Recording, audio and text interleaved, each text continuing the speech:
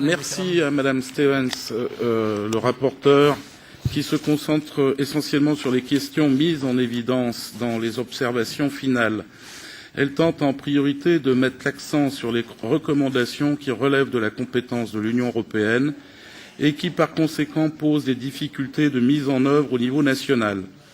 Elle se penche tout particulièrement sur les actes législatifs ayant une dimension européenne explicite, tels que la directive sur les soins de santé transfrontaliers, la directive sur l'égalité en matière d'emploi et la directive relative à l'accessibilité au web.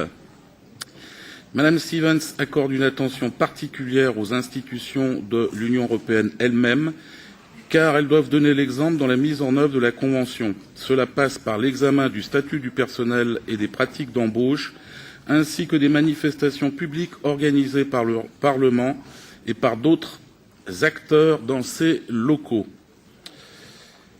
Madame Stevens estime qu'il n'y a pas de hiérarchie des droits de l'homme et que la discrimination fondée sur le handicap doit être traitée de la même manière que la discrimination fondée sur d'autres motifs, y compris la discrimination multiple.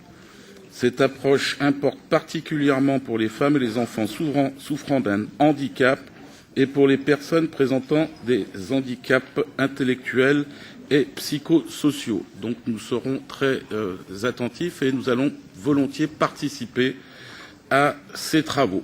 Je vous remercie. En 1:44. Merci et merci aussi